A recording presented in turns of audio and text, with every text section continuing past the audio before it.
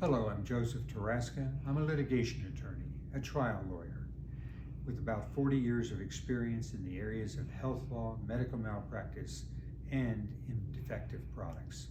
Today I'd like to talk to you a little bit about whether or not there are restrictions in the amount that you can recover in a medical malpractice case in the state of Florida.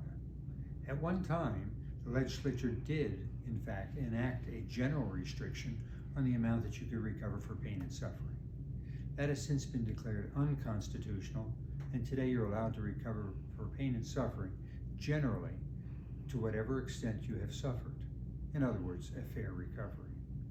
In spite of that, there are some particular circumstances where restrictions still do exist. Unfortunately, one of those are for Medicaid patients, patients who are receiving Medicaid patients at the time that the malpractice occurs. In those circumstances, the amount that they can recover for pain and suffering, mental anguish, is restricted.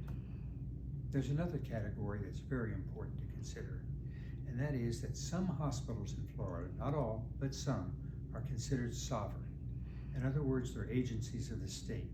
They may appear to you to be like every other hospital, but this is in fact the reality of how they offer services. If you go to a sovereign hospital and medical malpractice occurs, you're going to be restricted in the amount you can recover for all of your damages. That's because they are an agency of the state, and the state has to agree to be sued. In Florida they have, but only to a certain level. So it's important, if you're going to receive care in a hospital, that you understand whether or not that hospital is sovereign and has sovereign immunity. You can ask the individuals at the hospital, or you can look that up online.